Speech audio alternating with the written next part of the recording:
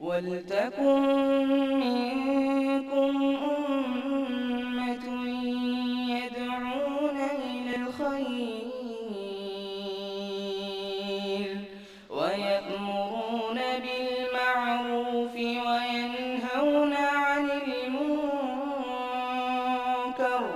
وَأُولَٰئِكَ هُمُ الْمُفْلِحُونَ. السلام علیکم ورحمۃ اللہ وبرکاتہ.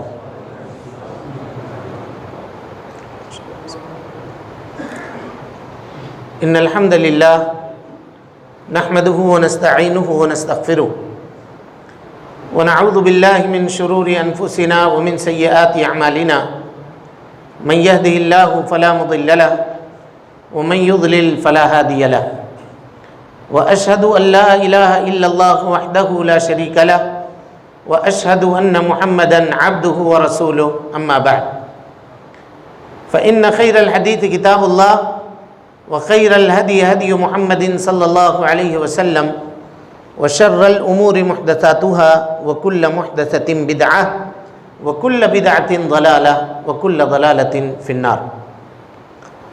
محترم حاضرین، دوستو، بزرگوں اور ساتھیوں، پردہ نشین خواتین اسلام، آج کے اس درس میں سورۃ الانعام کے چند آیتوں کی منتخب آیتوں کی تفسیر ہم آپ کے سامنے رکھیں گے. اللہ رب العالمین سے اس دعا کے ساتھ کہ اللہ تعالی ہمیں کہنے سے زیادہ اور آپ کو سننے سے زیادہ ہم دونوں کو اس کے اوپر عمل کی توفیق نصیب فرمائے. اللہ تعالی کا ارشاد ہے: قد خسر الذین کذبوا بلقاء اللہ. وہ لوگ گھاٹے میں ہیں، خسارے میں ہیں جن لوگوں نے اللہ رب العالمین سے ملاقات کا انکار کیا، یعنی یوم آخرت کا انکار کیا. حتی اذا جاءہم الساعۃ بغتۃ، یہاں تک کہ اچانک جب قیامت قائم ہو جائے گی، قالوا، تو وہ کہیں گے، یا حسرتنا علی ما فرطنا فیہا، اے ہماری خرابی کہ دنیا کی زندگی کو ہم نے غفلت کے اندر گزار دیا. جو چیز حاصل کرنی چاہیے تھی وہ چیز ہم نے دنیا کی زندگی سے حاصل نہیں کی. اللہ رب العالمین نے دنیا کی یہ زندگی آخرت کی کمائی کے لیے ہم کو اور آپ کو عطا کی ہے، تاکہ اس دنیا کی زندگی میں جو موقع ہم کو اور آپ کو میسر ہے اس موقع میں ہم اللہ رب العالمین کی عبادت کر کے اللہ تعالیٰ کو راضی کرنے کا سامان تیار کر لیں، تاکہ اللہ تعالیٰ مرنے کے بعد ہم کو جنت عطا فرمائے. حتی اذا جاءتہم الساعۃ بغتۃ، اس سلسلے میں دو قول ہیں. ایک قول تو یہ کہ قیامت کا قائم ہونا، تو یہ قیامت اس وقت ہوگی جب قیامت قائم ہوگی. لیکن دوسرا قول یہ ہے فَكُلُّ مَن مَّاتَ، ہم میں کا ہر وہ آدمی جو مر گیا، فقط قامت قیامتہ، اب اس کی قیامت قائم ہو گئی. اب یہاں سے اس کی دوسری زندگی کا آغاز ہو گیا، بلکہ سمجھیے تیسری زندگی کا آغاز ہو گیا. ایک زندگی تو وہ ہے جو آدمی وجود میں نہیں آیا ابھی، ایک زندگی ہے ماں کے پیٹ کی زندگی، اور اس کے بعد آدمی وجود میں آیا، ہم اور آپ، ابھی جو زندگی ہماری اور آپ کی گزر رہی ہے. پھر اس کے بعد ایک زندگی ہماری وہ ہوگی جو قبر کی زندگی ہوگی، اور یہ یوم آخرت کی زندگی ہوگی. لیکن یوم آخرت مکمل یہی نہیں ہوگی، پھر اس کے بعد ہم کھڑے کیے جائیں گے، اٹھائے جائیں گے اللہ رب العالمین کے سامنے، اور حساب و کتاب کا معاملہ ہوگا. وہ ایک زندگی ہوگی جس میں ایک دن 50,000 سال کے برابر ہوگی، اور اس دن کے بعد، وہ آخری دن ہے، اس دن کے بعد اب کوئی رات آنے والی نہیں ہوگی، صرف دن ہی دن ہوگا. جنتی سوئیں گے نہیں، جب جنت میں چلے جائیں گے تو جنتیوں کو نیند نہیں آئے گی. اب سوچ لیجئے کہ جتنا چاہے انجوائے کرنا ہو کرو جنت میں، نیند بھی نہیں، یعنی سونے کے لیے بھی جو تھوڑی دیر آدمی اطمینان ہوتا ہے اس کی بھی ضرورت نہیں ہوگی. ہلکی پھلکی جھپکی آئی اور اسی میں پورا نشاط آ جائے گا۔ یہ دنیا کی زندگی میں وہ جنت کی زندگی کا کیا مقابلہ ہے؟ اسی کو جناب محمد رسول اللہ صلی اللہ علیہ وسلم نے بیان کیا۔ اس حدیث کو بعض لوگ سمجھنے میں غلطی کرتے ہیں۔ دیکھیے کیسے، جب یہ کہا جاتا ہے کہ الدنیا سجن للمؤمن، یہ دنیا جو ہے مومن آدمی کے لیے قید خانہ ہے، تو کچھ لوگ کہتے ہیں کہ کیوں قید خانہ ہے؟ کیا مومن کا دنیا میں حصہ نہیں ہے؟ کیا دنیا میں اچھا کھانے کا حق مومن کو نہیں ہے؟ کیا دنیا میں عیش و عشرت کرنے کا حق مومن کو نہیں ہے؟ بھائی ہے، لیکن آپ جتنا بھی عیش و عشرت کر لیجئے، دنیا میں اس وقت اب کیا تصور کرتے ہیں؟ کون آدمی، ایک ملک کا بادشاہ، عیش و عشرت کی اس کی زندگی گزر رہی ہے نہیں گزر رہی ہے؟ پاورفل آدمی ہے، MBS کو پکڑ لیجئے، کیسی زندگی گزار رہا ہے؟ دنیا کے پاورفل لوگوں میں سے ایک ہے، لیکن اس کی زندگی بھی جنت کی زندگی کے مقابلے میں قید خانہ ہے۔ یہ دنیا، یہ مطلب ہے، مطلب یہ ہرگز نہیں ہے کہ دنیا ہمارے لیے قید خانہ ہے، ہم کو یہاں قیدیوں کی طرح سے زندگی گزارنا، یہ مطلب ہرگز نہیں ہے۔ ہم کو یہ وارن کیا گیا، اللہ کی طرف سے سکھایا گیا، دیکھ لو میرے بندو، تم کو جتنی بھی نعمت مل جائے، یہ دنیا کی نعمت اس نعمت کے مقابلے میں جو آخرت میں ملنے والی ہے یہ قید خانہ ہی ہے، جتنی بھی نعمت تم کو مل جائے۔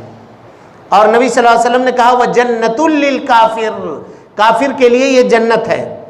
کافر کی زندگی اگرچہ خراب گزر رہی ہو، سب کافر کی زندگی جنت نہیں ہے دنیا میں۔ کتنے کافر ہیں جو روڈ کنارے، سڑک کنارے اخبار بچھا کر کے سوتے ہیں، کھانے پہ کے لیے ایک لقمہ تک ان کو نصیب نہیں ہے۔ لیکن یہ عذاب جہنم کے مقابلے میں آپ دیکھیے گا تو یہ جنت ہے۔ جو عذاب جہنم میں ملنے والا ہے کفر کے نتیجے میں، اس کے مقابلے میں دنیا میں چاہے جتنی تکلیف جھیلو، جتنی مصیبت برداشت کرے ایک کافر، وہ اس کے لیے کیا ہے؟ جنت ہے۔ یہ مطلب ہے حدیث کا، اس کو سمجھنے میں کبھی غلطی نہیں کیجیے آخرت کے مقابلے میں۔ ورنہ اللہ کے نبی صلی اللہ علیہ وسلم نے کہا المومن القوی خیر من مومن الضعیف، وہ مومن جو مضبوط ہے جسم کے اعتبار سے، پیسے کے اعتبار سے، طاقت کے اعتبار سے، وہ مومن اس مومن سے بہتر ہے جو کمزور اور ضعیف ہے، جسم کے اعتبار سے، پیسے کے اعتبار سے اور دوسری چیزوں کے اعتبار سے موجود ہے۔ اور اسی طرح سے اللہ رب العالمین نے کہا وَابْتَغِ فِيهَا الدار الآخرہ، اس دنیا کی زندگی میں آخرت کو طلب کرو۔ وَابْتَغِ فِي مَا آتَاكَ اللَّهُ الدَّارَ الْآخِرَةَ وَلَا تَنْسَ نَصِيبَكَ مِنَ الدُّنْيَا، دنیا سے تمہارا جو نصیب ہے اس کو مت بھولو۔ ایسا نہیں ہے کہ ہر وقت آ کر کے مسجد میں بیٹھ گئے، اب کاروبار وروبار کچھ دیکھنا نہیں ہے، اللہ اللہ اللہ اللہ کر رہے ہیں، ہم کو جنت مطلوب ہے۔ نہیں نہیں نہیں، نیکی کرنی ہے، اور نیکی کے ساتھ ساتھ ایک آدمی کے اوپر جو ذمہ داری ہے اس ذمہ داری کو بھی نبھانا ہے۔ ام المومنین حضرت عائشہ صدیقہ رضی اللہ تعالی عنہا کے پاس کچھ لوگ آئے، صحابہ کرام، کچھ لوگ آئے نبی صلی اللہ علیہ وسلم کی عبادتوں کا حال معلوم کرنے کے لیے، مسلم کی روایت ہے۔ پوچھا ام المومنین سے کہ نبی صلی اللہ علیہ وسلم کی زندگی کیسے گزرتی ہے؟ تو کہا کہ آپ صلی اللہ علیہ وسلم کبھی روزہ بھی رکھتے ہیں اور کبھی افطار بھی کر لیتے ہیں، یعنی بغیر روزہ سے بھی رہتے ہیں۔ آپ صلی اللہ علیہ وسلم رات کو اٹھ کر کے نماز بھی پڑھتے ہیں اور رات کو اپنے اہل و عیال کے حق کو بھی ادا کرتے ہیں، سوتے بھی ہیں جاگتے بھی ہیں، سب کام کرتے ہیں۔ حدیث کے الفاظ ہیں، دیکھیے کأنہم تقالوہا، ان لوگوں نے اللہ کے نبی صلی اللہ علیہ وسلم کے اس عبادت کو قلیل جانا۔ کچھ لوگ یہ ترجمہ کرتے ہیں کہ اپنی عبادت کو قلیل جانا نبی کی عبادت میں، نہیں نہیں نہیں نہیں، نبی کی عبادت کو کم جانا۔ کیوں کم جانا؟ کہا ان اللہ قد غفر له ما تقدم من ذنبه وما تأخر، اللہ نے تو نبی صلی اللہ علیہ وسلم کے اگلے پچھلے گناہ معاف کر دیے ہیں، تو ان کے لیے تو اتنا عبادت چلے گا، وہ جتنا عبادت کر رہے ہیں ان کے لیے چلے گا۔ ان لوگوں نے کہا اما انا، جہاں تک میرا تعلق ہے، اصوم ولا افطر ابدا، ہمیشہ روزہ رکھوں گا، کبھی افطاری نہیں کروں گا۔ اللہ اکبر، یعنی روز روزہ رکھوں گا، 12 مہینہ، ہفتہ کے 7 دن، مہینہ کے 30 دن روزہ رکھوں گا، کبھی خالی نہیں رہوں گا۔ دوسرے نے کہا انا لا اتزوج النساء، میں عورتوں سے شادی نہیں کروں گا۔ اور تیسرے نے کہا کہ میں دنیا داری میں پڑوں گا ہی نہیں، میں جا رہا ہوں جنگل اور وہیں بیٹھ کر کے اللہ رب العالمین کی عبادت کروں گا۔ نبی صلی اللہ علیہ وسلم کو ان لوگوں کے اس بات کی خبر وحی کے ذریعے سے لگی۔ آپ صلی اللہ علیہ وسلم نے مسجد میں ممبر لگوائی اور کھڑے ہوئے خطبہ دینے کے لیے اور کہا انتم الذین قلتم کذا و کذا، تم ہی لوگ ہو جو اس طرح کی بات کرتے ہو۔ قسم اللہ کی، اس دنیا میں اللہ رب العالمین کو سب سے زیادہ پہچاننے والا میں ہوں، اور اللہ رب العالمین کا خوف رکھنے والا بھی میں ہوں۔ مجھے دیکھو، میں نماز بھی پڑھتا ہوں، رات کو سوتا بھی ہوں، بیوی بھی میں نے کیے ہوئے ہیں، ان کے حقوق بھی میں ادا کرتا ہوں، امور خانہ داری گھریلو معاملات کو بھی حل کرتا ہوں۔ جان لو فمن رغب عن سنتی، جو میری سنت سے اعراض کرے گا فلیس منی، وہ مجھ سے نہیں ہوگا، اس کا تعلق مجھ سے نہیں ہے۔ اس کا مطلب یہ ہے کہ اسلام میں رہبانیت کی زندگی نہیں ہے۔ اسی لیے کبھی بھی اس حدیث کو اگر کوئی بیان کرے کہ یہ دنیا مومن کے لیے قید خانہ ہے، تو اس کو یوں سمجھیے کہ آخرت کے مقابلے میں، جنت کے مقابلے میں یہ دنیا چاہے جتنی نعمت آپ کو میسر ہو جائے، یہ قید خانہ ہی ہے اس نعمت کے مقابلے میں جو نعمت اللہ رب العالمین آخرت میں تیار کر کے رکھا ہے۔ اس کے بعد اللہ تعالیٰ کہتا ہے وَهُمْ يَحْمِلُونَ أَوْزَارَهُمْ عَلَى ظُهُورِهِمْ، دنیا کی زندگی میں جس کسی نے جو گناہ کیا ہوگا، اپنے گناہ کو اپنے پیٹھ کے اوپر، کندھے کے اوپر اٹھا کر کے آئے گا۔ أَلَا سَاءَ مَا يَزِرُونَ، اللہ تعالیٰ کہتا ہے کتنا برا بوجھ یہ لوگ اٹھاتے ہیں اپنے کندھے کے اوپر، کہ اگر مان لیجئے گناہ ہو گیا تو انسان کو چاہیے کہ وہ اللہ سے توبہ کرے، اللہ رب العالمین سے استغفار کرے، اللہ تعالیٰ اس کے گناہوں کو معاف کرنے کے لیے تیار ہے، لیکن آدمی اللہ سے توبہ تک نہیں کرتا، اور نتیجہ یہ ہوتا ہے کہ اس کی موت آتی ہے اور پھر وہ اپنی گناہوں کا گٹھری اپنے کندھے کے اوپر، اپنے پیٹھ کے اوپر اٹھا کر کے اللہ رب العالمین کے پاس جاتا ہے۔ اب وہاں پہ معافی نہیں ہے۔ الا ساء ما یزرون، توبہ کا دروازہ اب بند ہے۔ اس کے بعد اللہ تعالیٰ اس دنیا کی زندگی کی حیثیت کو بیان کرتا ہے وَمَا الْحَيَاةُ الدُّنْيَا إِلَّا لَعِبٌ وَلَهْوٌ، کوئی آدمی چاہے جتنی بھی اس کو نعمت میسر ہو،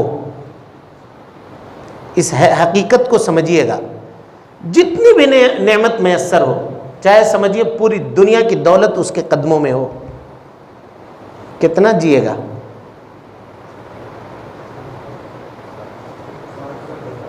100 سال مان لیجئے، چلیے 60 سال اور 40 سال اس کو دے دیجئے، 100 سال، اس کے بعد کہاں جائے گا؟ حضرت موسیٰ علیہ السلام کے اس واقعے کو یاد کیجئے، ملک الموت کو جب انہوں نے واپس کر دیا، بخاری کی روایت ہے، تو اللہ رب العالمین نے کہا کہ باہر جو بیل کھڑا ہے اس کے چمڑے کے اوپر، پیٹھ کے اوپر ہاتھ رکھو، جتنے بال تمہارے ہاتھ کے نیچے آئیں گے اتنی زندگی، اتنے سال ہم بڑھا دیں گے تمہاری زندگی میں۔ حضرت موسیٰ نے پوچھا اے اللہ اس کے بعد؟ کہا اس کے بعد مرنا ہوگا، اس کے بعد مرنا ہوگا۔ کہا جب اتنے سال کے بعد مرنا ہے تو ابھی مرنے میں پھر دقت کیا ہے؟ جب یہی اس کا انجام ہے کہ مرنا ہی مرنا ہے تو پھر اس کا کیا؟ میرے بھائیوں، اسی کو شاعر نے کہا آگاہ اپنی موت سے کوئی بشر نہیں، سامان 100 برس کا ہے پل کی خبر نہیں خبر ہے کسی کو۔ یہی دنیا کی زندگی ہے، بے وفا ہے یہ دنیا، بے وفا۔ جتنا اس سے دل لگائیے گا یہ آپ سے اتنا ہی دور بھاگے گی، آپ سے اس قدر دور بھاگے گی۔ اچھا، اس میں کدورتیں ہیں، اس میں نفرتیں ہیں، اس دنیا کی زندگی کے اندر عداوت ہے، بغض ہے، حسد ہے، بیماری ہے، تکلیف ہے، کبھی خود بیمار ہے، کبھی بال بچے بیمار ہیں، کبھی کوئی بیمار ہے، ڈیلی کچھ نہ کچھ لگا ہی ہوا ہے جو آپ کے خوشیوں کو بریک کرتی ہے۔ روکتی ہے، ذہنوں کو الجھاتی ہے، دماغ کو ٹینشن میں لاتی ہے۔ غور کیجئے، اس کے مقابلے میں اس زندگی کو یاد کیجئے جو اللہ رب العالمین نے آخرت میں تیار کر رکھی ہے۔ اللہ اکبر، گاؤ تکیہ لگا ہوا ہے، سرر متقابلین، جو چیز کھانے کی حسرت ہے وہ چیز آپ کے سامنے آ جا رہی ہے، نہریں جاری ہیں دودھ کی، شہد کی، اور اس کے علاوہ پھل، فروٹ، انار، میوجات، جو کچھ چاہتے ہیں آپ، جو تصور کرتے ہیں وہ چیزیں آپ کے سامنے موجود ہیں۔ غلام گھوم رہے ہیں، بیویاں اللہ رب العالمین نے عطا کی ہے، سب کے سب نعمت وہاں موجود ہے۔ یہاں دنیا میں ایک ایک بالش زمین کے لیے جھگڑا ہوتا ہے، میرا وہ زمین لے لیا، میرا وہ زمین لے لیا، ایک اینٹ ادھر کر دیا، ایک اینٹ ادھر کر دیا۔ کہا کہ ایک آدمی کو اتنی زمین اللہ دے گا جنت میں کہ 500 سال تک ایک گھوڑے کے اوپر بیٹھ کر کے گھومے اگر اپنی زمین تو پوری زمین نہیں دیکھ سکتا ہے، نہیں دیکھ پائے گا۔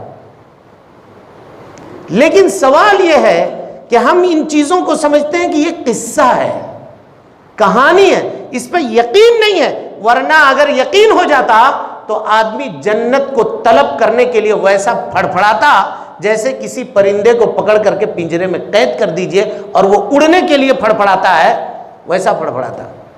لیکن کہاں جنت کی طلب ہے؟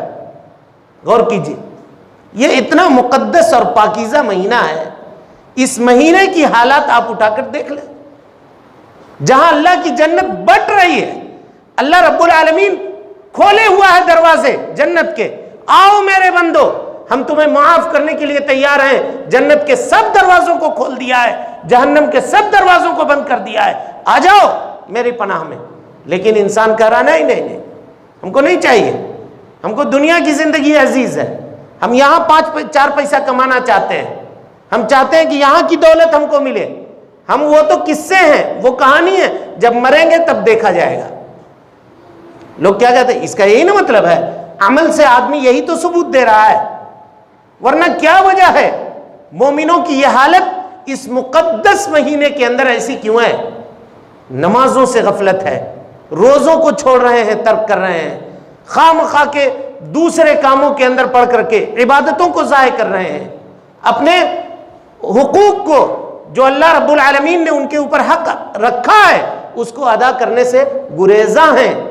اس کا کیا مطلب ہے میرے بھائیو؟ اللہ رب العالمین نے کہا وَمَا الْحَيَاةُ الدُّنْيَا إِلَّا لَعِبٌ وَلَهْوٌ، دنیا کی یہ زندگی کھیل کود ہے، تماشا ہے، اس کے علاوہ کچھ بھی نہیں ہے۔ کھیل کود اور تماشا کیسے ہے دیکھیے، اللہ تعالیٰ کہتا ہے اگر اس دنیا کی زندگی کی حیثیت اللہ رب العالمین کی نگاہ میں مچھر کے پر کے برابر بھی ہوتی تو اللہ تعالیٰ کافر کو ایک گھونٹ پانی نہیں دیتا، یہاں نہیں دیتا۔ اور سورہ معارج کی آیت ہے، اللہ تعالیٰ کہتا ہے کہ اگر یہ نہ ہوتا کہ سارے لوگ کفر کرنے لگے تو ہم ان کافروں کے چھتوں کو چاندی کا بنا دیتے، چاندی کا بنا دیتے، جاؤ جتنی نعمت تم کو دنیا میں لوٹنی ہے لوٹ لو، یہاں پھر آ کے تو عذاب تم کو چکنا ہی چکنا ہے۔ لیکن لوگ کافر ہو جائیں گے، دیکھا دیکھی کہ ان کو اتنی دولت مل رہی ہے، اسی لیے ہم ایسا نہیں کرتے ہیں، اللہ تعالیٰ کہتا ہے، ورنہ ہم ان کے سقفا من فضۃ، اللہ تعالیٰ کہتا ہے، قرآن کی آیت ہے، ان کے چھتوں کو ہم چاندی کا بنا دیں گے۔ دنیا کی زندگی کی کوئی حیثیت اللہ رب العالمین کی نگاہ میں نہیں ہے۔ اللہ تعالیٰ کہتا ہے وَلَلدَّارُ الْآخِرَةُ خَيْرٌ لِّلَّذِينَ يَتَّقُونَ، اے لوگو جان لو، تقوی اختیار کرو، تاکہ آخرت کی زندگی صرف متقی لوگوں کے لیے بہتر ہوگی اور دوسرے کسی کے لیے بہتر نہیں ہوگی۔ اسی لیے جب قبروں سے لوگوں کو اٹھایا جائے گا اور لوگ مٹی اپنے بدن سے جھاڑیں گے اٹھ کر کے، تو وہ آدمی جو گنہگار ہوگا اس کو قبر میں عذاب دیا جا رہا ہوگا، باوجود اس کے وہ کیا کہے گا؟ غور کیجئے، یا ویلنا من بعثنا من مرقدینا، کس نے ہماری آرام گاہ سے ہم کو اٹھا دیا؟ کیونکہ اس کو پتا ہے کہ اب کی جو زندگی آنے والی ہے وہ اس زندگی سے زیادہ خراب ہے، وہ قبر میں بھی جلایا جا رہا ہوگا، قبر میں بھی مارا جا رہا ہوگا، لیکن اس کو وہ خوابگاہ تعبیر کرے گا اس جہنم کے مقابلے میں جو اب اس کو حاصل ہونے والی ہے، ملنے والی ہے۔ ہمارا دل کیوں نہیں ڈرتا ہے بھائی؟ کیوں نہیں خوف کھاتا ہے؟ ان آیتوں کو جاننے کے بعد، ان تفاصیل کو سننے کے بعد، کیا ہم اللہ رب العالمین کے عذاب سے نہیں ڈرتے؟ کتنے جنازوں کو ہم نے اپنے ہاتھوں سے دفن کر دیا ہے، کتنے مردوں کو دفن کیا ہے خود اپنے ہاتھوں سے، باوجود اس کے خوف کا جو سایہ ہمارے سامنے ہونا چاہیے وہ نہیں۔ حضرت عثمان غنی رضی اللہ تعالیٰ عنہ جب کسی قبر سے گزرتے تھے زار و قطار روتے تھے۔ صحابی نے پوچھا، کیا عثمان غنی جنت و جہنم کا تذکرہ ہوتا ہے آپ نہیں روتے ہیں، قبر دیکھتے ہیں تو روتے ہیں؟ کہا کہ بھائی اس وجہ سے کہ یہ پہلی منزل ہے آخرت کی، اگر یہاں نکل گئے تو سمجھو نکل گئے، اور اگر یہاں پھنس گئے تو سمجھو پھر گاڑی تمہاری چلنے والی نہیں ہے۔ اس کے بعد اللہ تعالیٰ کہتا ہے وَلَلدَّارُ الْآخِرَةُ خَيْرٌ لِّلَّذِينَ يَتَّقُونَ أَفَلَا تَعْقِلُونَ، کیا تم عقل نہیں رکھتے ہو؟ کیا تم سمجھتے نہیں ہو؟ دنیا کی یہ زندگی فانی ہے، تمہارے لیے ختم ہو جانے والی ہے، آخرت کی زندگی ہمیشہ باقی رہنے والی ہے۔ اس ختم ہونے والی زندگی کو خریدنے کے چکر میں اس زندگی کو مت بھولو، اس کو یاد رکھو۔ اس کے بعد اللہ تعالیٰ کہتا ہے قَدْ نَعْلَمُ إِنَّهُ لَيَحْزُنُكَ الَّذِي يَقُولُونَ، اللہ کے نبی جناب محمد رسول اللہ صلی اللہ علیہ وسلم کو ڈھارس دی جا رہی ہے، نبی صلی اللہ علیہ وسلم کو تسلی کے کلمات کہے جا رہے ہیں۔ اب غور کیجئے، ایک آدمی جو اپنی قوم میں 40 سال تک امین ہے، صادق ہے، 40 سال، ایک دو دن کا عرصہ نہیں، 40 سال صادق ہے، امین ہے، اور 40 سال کے بعد بھی صادق و امین ہے، لیکن جب انہوں نے نبوت کا دعویٰ کیا اور ایک اللہ کی عبادت کی دعوت دے دی تو قوم کے لوگوں نے کہا کہ پاگل ہے، مجنون ہے۔ اللہ اکبر۔ آج ہی تلاوت ہوئی آیتیں آپ کے سامنے، انبیاء کا تذکرہ ہوا، حضرت نوح کا، حضرت ہود کا۔ حضرت نوح جیسے جلیل القدر نبی کو قوم والوں نے کہا یا نوح انا نراک فی سفاہہ، ہم تم کو بے وقوف جانتے ہیں جی، نعوذ باللہ من ذالک۔ نبی کو کیا کہا بے وقوف۔ حضرت نوح نے کہا یا قومی لیس بی سفاہہ، میرے اندر بے وقوفی نہیں ہے، ولیکنی رسول من رب العالمین، میں تو اللہ کا رسول ہوئی جی، وہی باتیں تم کو بتا رہا ہوں جو اللہ رب العالمین نے مجھ کو وحی کی ہے۔ ایک کو کہا کہ ہم انا لنراک فی ضلال مبین، ایک رسول کہا کہ ہم تم کو یہ دیکھ رہے ہیں کہ تم کھلی ہوئی گمراہی میں ہیں۔ اس رسول نے جواب دیا یا قومی، اے میرے قوم کے لوگوں، لیس بی ضلالہ، میرے پاس ضلالت و گمراہی نہیں ہے، ولیکنی رسول من رب العالمین، لیکن میں اللہ رب العالمین کی طرف سے رسول بنا کر کے بھیجا گیا ہوں۔ ایک آدمی جو اپنی کیریکٹر کی حفاظت کرتا ہے 40 سال تک، قوم کے لوگ اس کو امین کہتے ہیں، قوم کے لوگ اس کو صادق کہتے ہیں، کبھی اس نے شراب کو ہاتھ تک نہیں لگایا، کبھی اس نے بتوں کی عبادت نہیں کی، بتوں کے سامنے جھکا نہیں، بتوں کے لیے نظر و نیاز نہیں کی۔ 40 سال کے بعد اچانک اس کو لوگ پاگل کہیں، اچانک اس کو لوگ جادوگر کہیں تو اس کے دل کے اوپر کیا بیتے گی، اس کا اندازہ آپ لگائیے۔ یہ انسانی فطرت ہے، انسانی طبیعت ہے، لیکن یہ اللہ کی سنت ہے کہ جو کوئی انبیاء کے نقش قدم کے اوپر چلے گا قوم کے لوگ اس کو گالی ضرور دیں گے، قوم کے لوگ اس کو گالی ضرور دیں گے۔ یہ پھولوں کی سیز نہیں ہے کہ آپ پھول کے اوپر چل کے جا رہے ہیں، یہ کانٹوں بھری راہ ہے، یہاں چلنے والے کے پاؤں زخمی ضرور ہوں گے، لیکن دل کو اس قدر مضبوط کرنا ہوگا کہ چاہے لا یخافون فی اللہ لومۃ لائم، اللہ رب العالمین کے راستے میں کسی ملامت گر کے ملامت کی پرواہ کیے بغیر اللہ رب العالمین کی شریعت کو روح زمین کے اوپر عام کرنا ہے۔ یہ مشن انبیاء کرام کا تھا۔ اللہ رب العالمین کہہ رہا ہے قد نعلم، اے اللہ کے نبی صلی اللہ علیہ وسلم ہم جانتے ہیں، انہ لیحزنک الذی یقولون، یہ لوگ جو بات کہہ رہے ہیں مکہ والے، اس سے آپ غمگین ہو جاتے ہیں، آپ غمگین ہو جاتے ہیں۔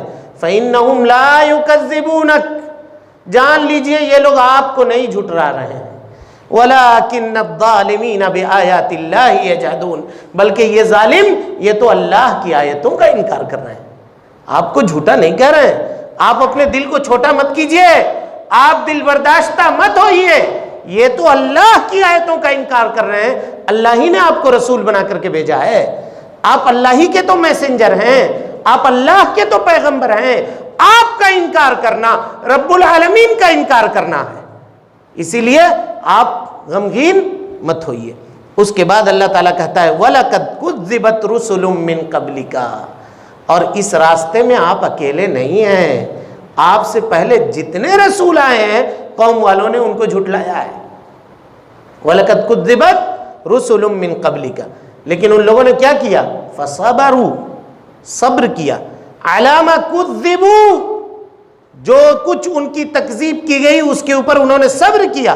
وَأُوذُوا, ان کو ایذا دی گئی, تکلیف دی گئی. قوم کے لوگوں نے پکڑ کر کے قتل کر دیا. حضرت زکریا کو, حضرت یحییٰ کو, کیسے جلیل القدر نبی ہیں, قوم کے لوگوں نے مار دیا. یہاں تک کہ آری سے پکڑ کر کے چیر دیا, ٹکڑے ٹکڑے کر دیا نبیوں کو. ان بنی اسرائیل نے اپنے انبیاء کو مارا, سب کچھ کیا. کہا وَلَٰكِن كُذِّبُوا وَأُوذُوا حَتَّىٰ أَتَاهُمْ نَصْرُنَا, یہاں تک کہ ہماری مدد آ گئی ان پر.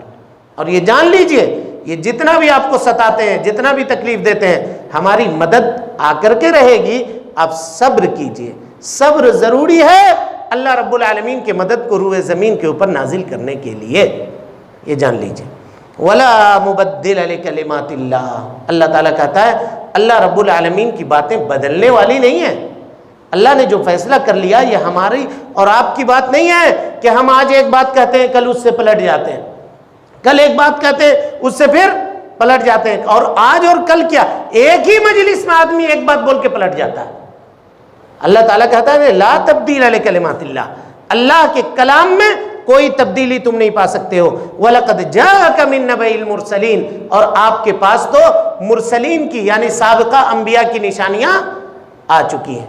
میرے بھائیوں, اگر دین کی دعوت کی راہ میں کوئی آدمی دین میں دعوت کا کام کر رہا ہے تو اس کے لیے ضروری ہے کہ وہ صبر کا دامن تھامے رکھے اور اللہ رب العالمین سے بھلائی کی امید رکھے. اگر وہ حق کے اوپر ہے, سچ کے اوپر ہے, تو اللہ رب العالمین کی مدد اس کے اوپر ضرور آئے گی. حق کو ہراساں کیا جا سکتا ہے, ہرایا نہیں جا سکتا ہے, اس کو ہرایا نہیں جا سکتا ہے. باطل روڑے اٹکا سکتا ہے لیکن راستہ بلاک نہیں کر سکتا ہے, روکنے کی صلاحیت نہیں ہے. اس کے بعد اللہ تعالیٰ کہتا ہے نبی صلی اللہ علیہ وسلم غمگین رہتے تھے, مایوس ہو جاتے تھے. کیوں؟ اس وجہ سے کہ قوم کے لوگ ایمان نہیں لا رہے ہیں. اللہ اکبر. ایک قوم کا نبی, جو نبی ہوتا ہے وہ قوم کا سب سے بڑا خیر خواہ ہوتا ہے, اس سے بڑا کوئی خیر خواہ نہیں. نبی صلی اللہ علیہ وسلم نے فرمایا لوگوں, ایک گڑھا ہے جس میں آگ لگی ہوئی ہے اور تم لوگ اس گڑھے میں گر رہے ہو, اور میں ہوں کہ تمہاری کمر پکڑ پکڑ کر کے اس گڑھے سے کھینچ رہا ہوں, اور تم لوگ میرا ہاتھ چھوڑا کر کے زبردستی اس گڑھے میں گر رہے ہو, آگ میں جل رہے ہو. یہ اللہ کے نبی صلی اللہ علیہ وسلم نے کہا. آپ صلی اللہ علیہ وسلم غمگین رہتے تھے. تو اللہ رب العالمین نے یہ آیت نازل فرمائی. دیکھیے کیسی آیت.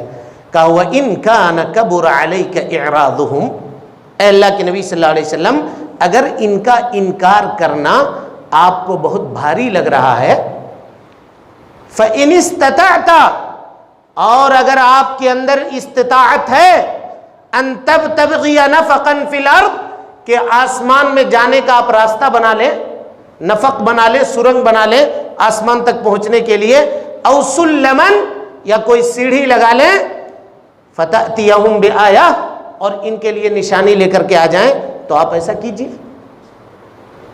یعنی غمگین کیوں ہوتے تھے کہ یہ مشرکین آ کر اللہ کے نبی صلی اللہ علیہ وسلم سے کہتے تھے کہ اگر آپ اللہ کے نبی ہیں تو آپ کے لیے ایک محل ہونا چاہیے, آپ اتنا غریب کیوں ہیں, سونے کا محل ہونا چاہیے, آپ کے لیے کھجور کے باغات ہونے چاہیے, آپ کے لیے فلاں ہونی چاہیے, فلاں ہونی چاہیے.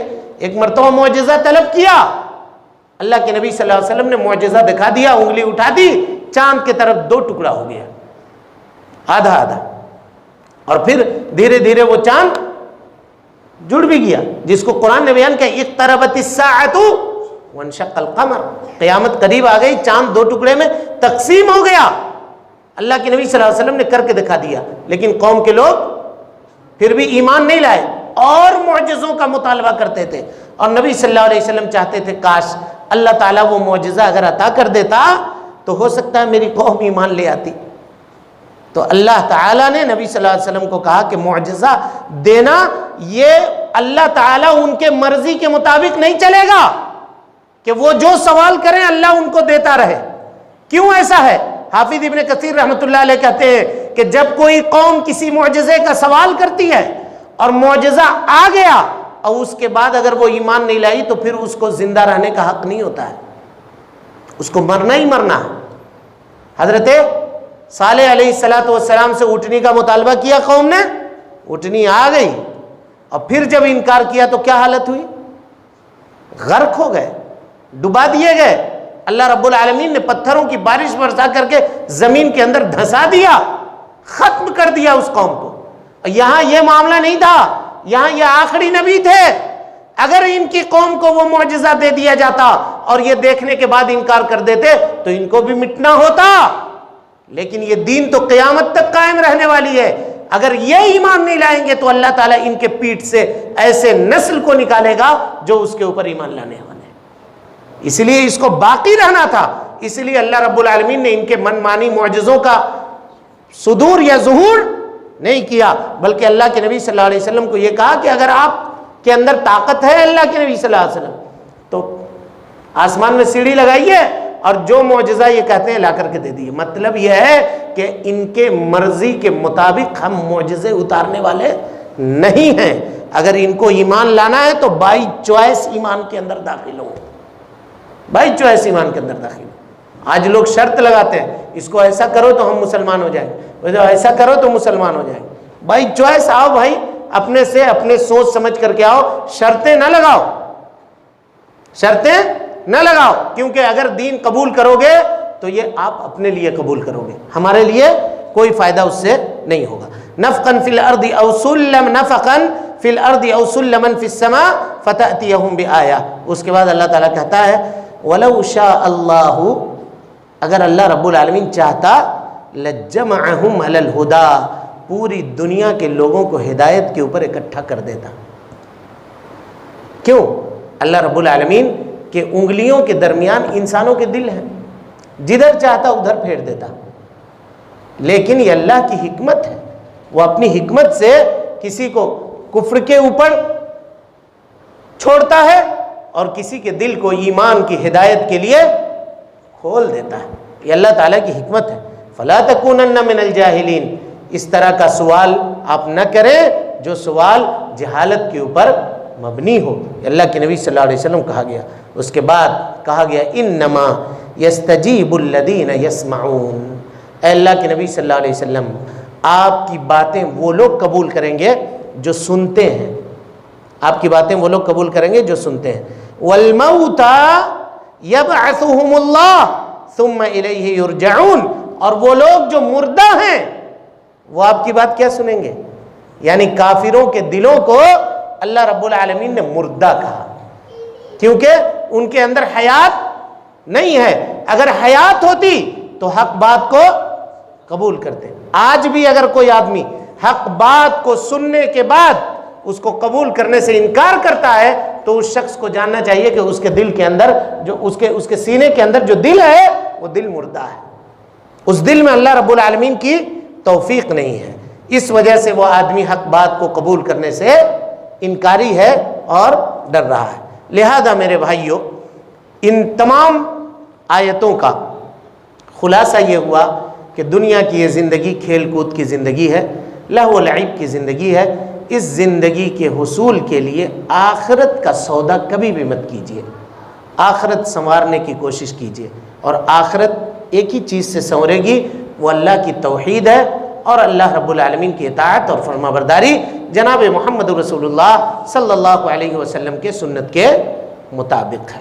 ورنہ اب نہ تو کوئی معجزہ آنے والا ہے اور نہ کوئی ایسی بات ہونے والی ہے جس سے آدمی نصیحت پکڑے. یہ قرآن مجید معجزہ کی شکل میں قیامت تک باقی رہنے والی کتاب، اور اس کی تفسیر حدیث مصطفیٰ صلی اللہ علیہ وسلم قیامت تک باقی رہنے والی چیز ہے.